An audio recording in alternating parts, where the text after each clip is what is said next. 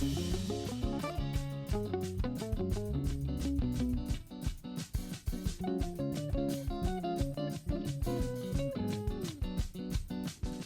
very honored to receive an honorary degree from the University of Toronto, and I thank all of those on the UofT Governing Council and Academic Board who made this possible.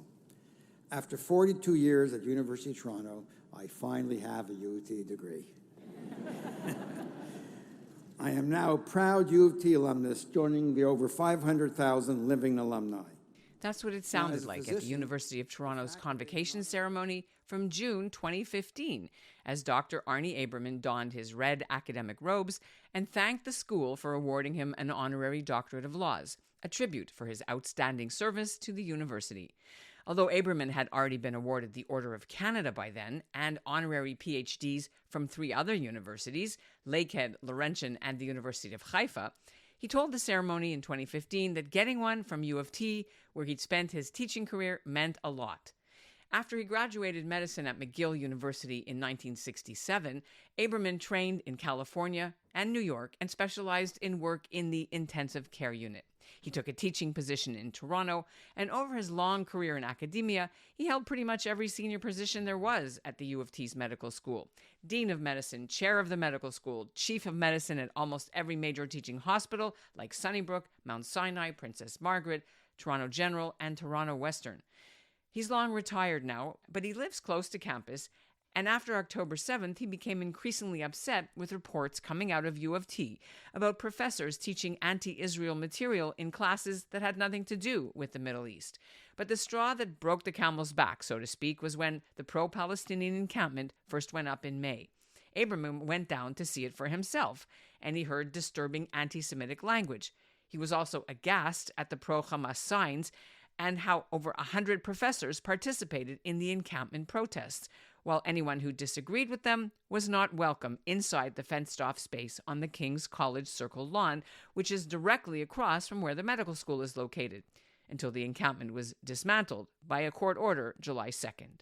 I think it's made more than symbolic when you realize that no one since 1840, around then, when they started giving honorary degrees, no one has ever returned an honorary degree. I think that made my action, more than symbolic. I'm Ellen Besner, and this is what Jewish Canada sounds like for Tuesday, September 17th, 2024. Welcome to the CJN Daily, a podcast of the Canadian Jewish News, made possible in part by the generous support of the Ira Gluskin and Maxine Granovsky-Gluskin Charitable Foundation.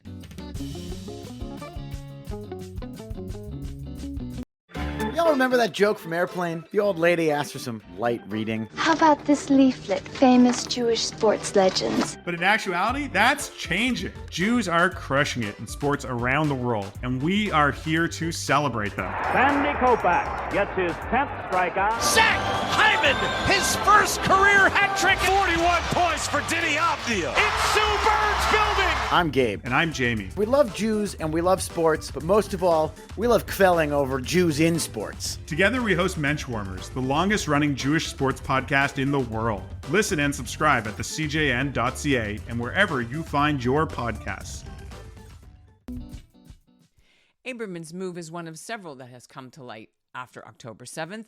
Earlier this year, a medical professor at UBC, Dr. Ted Rosenberg, very publicly resigned after a 30-year career in protest for how his university handled rising anti-Semitism. And at the U of T, 100 faculty members at the medical school no longer are publicly identifying with their workplace when they make presentations, even though some were afraid to give their names on a petition because they fear they'll be doxxed or attacked online by other members of the medical system who are pro-Palestinian. For his part, Dr. Aberman's no stranger to protest movements and campus politics. The Montreal-born doctor cut his teeth as vice president of McGill's student council back in 1966. He insists 6 decades later he's never experienced anti-Semitism during his time at U of T. Even though in recent years we've heard the U of T Medical School publicly apologize for setting quotas after the Second World War, limiting the number of Jewish students it took.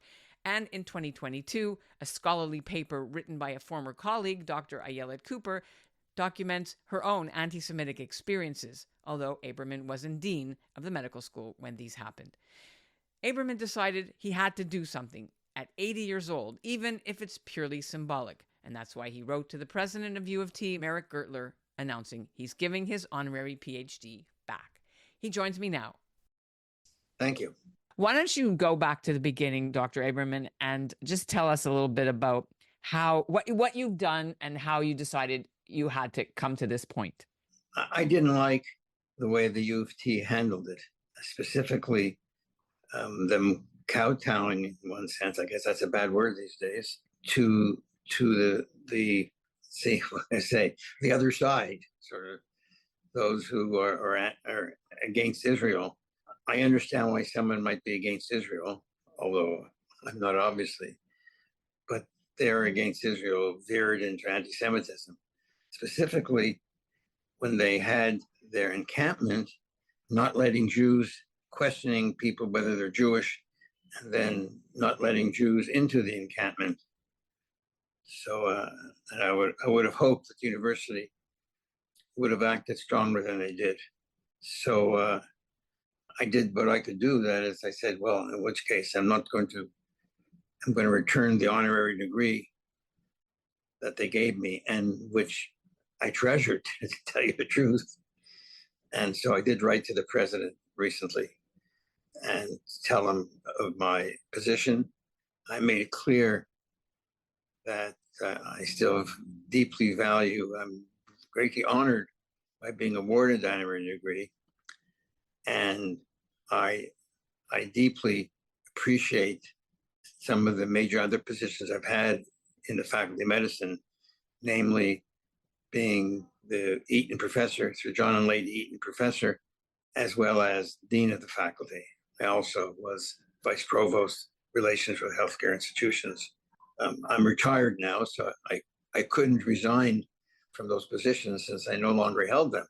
But I felt the only thing I can do, however symbolic it is to return the honorary degree. So I wrote to the president, who I respect and may feel as strongly as I do, but with institutions, he has certain restrictions. I wrote to the president, and I also told him that I didn't consider my email to him to be confidential. And I told people, and now it's starting to, maybe snowball is too strong a word, but I'm getting emails all the time now, mainly saying how courageous it is. It's not really courageous, frankly. So that's it. First of all, you said, I just need, our listeners will know this is not correct. So I just want to make sure we're clear. The encampment did have many Jewish participants in the movement. People who didn't support the encampment who were Jewish were not allowed in. Some were, including our reporter, who was allowed to go in. But I just need to make sure that we set the record straight. There were a lot of professors who were Jewish who were in there, a lot of people making Shabbat ceremonies.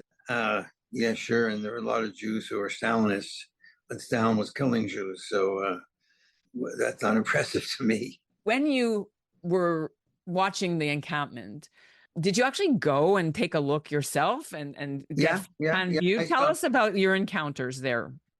Yeah, I walked over. I don't live too far away from it. And I saw people being denied entry. I myself did not try to enter, but I saw people being denied entry. I saw them shouting anti-Semitic phrases. Same people who you would say, well, look, they ate a challah on Friday night. What were some of the things that you heard them say? I heard them say, go back to Europe. And I saw what they were reported to have said by myself. Mm-hmm. When you were watching this unfold over the summer, did you do any action then, or is this the first thing that you've decided to do? No, I wrote to the president about an issue in the Department of Mathematics. They had a problem where they insisted that the attendees to a Department of Mathematics seminar first say that they were against Zionism or in Israel. So I wrote to the president about that. And whatever happened with that? He said he dealt with it. I took him at his word. I still do. And so that closed that episode. I believe he appointed some people You can Google mathematics, Zionism, UofT, and you'll see that. And then he got back to me, or maybe I got back to him, and he said he dealt with it. I didn't inquire how he dealt with it. So what made you come to the point where you had to do something so loud since the summer? Just the whole issue of, I guess, not allowing Jews into the encampment was a major issue for me. The fact that medicine has a long history, way in the past, of being anti-Semitic, and so I didn't like to see that repeated. Let me just say that prior to this recent episode, I'm Jewish. In the past, I was chief of medicine at Sinai. I was chief of medicine as a general. I was dean of the faculty of medicine. I had never experienced, to tell you the truth, anti-Semitism at all until very recently. Let's ask Bill about that, because I'm sure you're aware of Dr. Ayala Cooper's report that came out, where she outlined what it was like, and there was rampant anti-Semitism at the Temerity, but you weren't aware of that when you were there. No, I had not encountered it. You know, it's very interesting, Alan. If you go back to when there was anti-Semitism in the Faculty of Medicine and other faculties, it was they didn't want the number of Jews to overwhelm the class. So it usually was, I think they'll keep the number of Jews to 20% or 25%, which still was far exceeded the number of the percent of Jews in the population. Today, it's even worse and pernicious, because today the mantra is, we want the class to reflect society. Well, if it reflects society, that means there'll be only about 3 or 4% Jews in the class. In some sense, with DIE, it's worse than it was in the 1930s. Wait, are you saying that this is an actual policy at the Temerity School where they have quotas again? I don't participate in the class. All I'm saying is they do want the class to reflect society, which in some sense sounds okay. So if there's 5% Jews in the country, then I guess the class will have 5% Jews. Right, there's 1% of Jews in Canada. So well, then you can do the math. Right. That means let me ask you something. That means in a class of 100, if there's 2 Jews, then they can say, look at that, the number of Jews is double the population. Well, we'll check on that for you. I'm going to follow up on that issue that worries you. You mentioned that, as far as you know, you're the first person who's returned their honorary degree. So what does that actually look like? What do you actually have to do? I have the degree on my wall. I'm very proud of it. Not so proud of it now. I guess I'm going to take it down on the next week or two, go and return it to the dean's office. Did you get like a medal or an extra cape or something, or an extra shawl? No, you get someone speaks. It's during convocation, usually at the beginning, before the usual graduates are awarded their degree. Someone says we are presenting an honorary degree today to Dr. X, Mr. X, Miss X, and then someone goes and does this, gives a talk, a citation, and then you go up and you're hooded and you get a degree, the same one, on a piece of paper, on a parchment, and that's it. So you said that it was very meaningful to you to get this. But, yeah, very meaningful to me. I think it's meaningful. It's meaningful to everyone. But if you're an academic, that's a meaningful thing, an honorary degree. I mean, only because you could fool yourself and compare yourself to the other ones who got honorary degrees, who usually are much more distinguished than I am. But you have your undergrad, you have your medical degrees. I have a bachelor's degree, a Bachelor of Science from McGill. And then I have my MDCM from McGill. And then you have the various societies you belong to, and you do special. I'm a lung specialist, pulmonary specialist, and work at ICU. So you have a fellowship in pulmonary disease. And you have an Order of Canada, of course. Yeah. Yes. Which did you think was more important, the Order of Canada or the honorary degree? Which of your children do you love the most? Oh, I'm asking you, which one mattered more to you, or they're the same? Matters more to me. But today, I think the Order of Canada matters more to me. What has been the reaction from the university? I have heard from the president, and presumably we're going to meet. And he has said that some of the stuff in the literature and the reporting isn't accurate. So I'll go and listen to him. Have you had a chance, by any possibility, to read the court injunction decision by the judge that came out July 2nd or 3rd? I'll send it to you. No. I'll send it to you. Okay. When the encampment started in May, then the UofT eventually Made an went and asked to make an application for the injunction university to have an injunction because they were trespassing and damaging exactly the school. Yeah. And they won that. The encampment came down. The judge said that there was anti-Semitism around the exterior of the encampment, but not in the main, not the 14 ringleaders, let's say, who were the main spokespeople or organizers, not from them. So why wait until now to act? It's never too late to do the right thing. So if you tell me I should have done it earlier, I said, yeah, you may be right. Maybe I should have, but I did it when I did it. What was the reason you think that they handled it this way?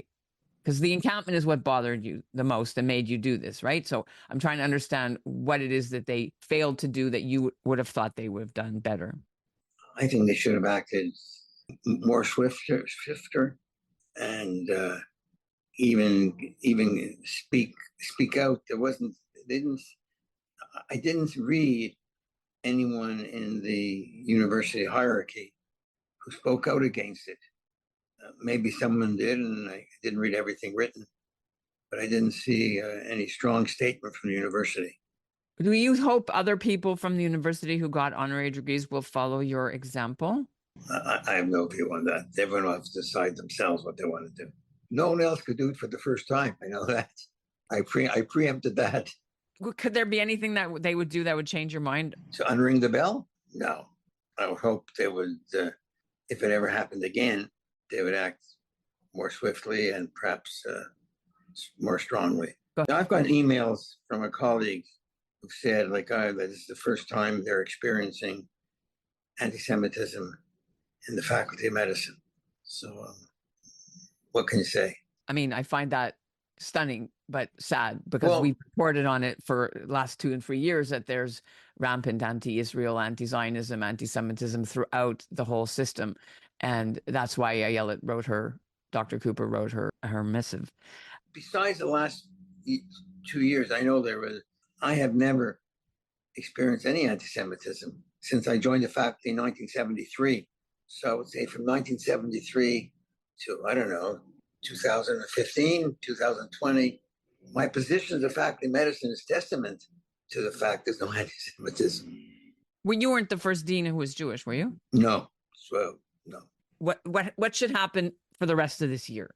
Well, hopefully people will temper their language and not. You can't change the way people feel. I would like to think that someone from here on in could say in 5 years what I can say today, that I haven't experienced any anti-Semitism. But we'll see. I just had to do it for myself, so. Thank you very much for being on the CJN Daily. Okay. And that's what Jewish Canada sounds like for this episode of the CJN Daily. Now, the UofT's issued a brief written statement on Aberman's gesture. They confirm they did get emails from the doctor advising of his decision and said the president, Merrick Gertler, has followed up directly to discuss Dr. Aberman's concerns. Our show is produced by Zachary Judah Kaufman. Our executive producer is Michael Freeman, and our music is by Dov Beck-Levine. And The Daily was made possible in part by the generous support of the Ira Gluskin and Maxine Granovsky-Gluskin Charitable Foundation. Thanks so much for listening.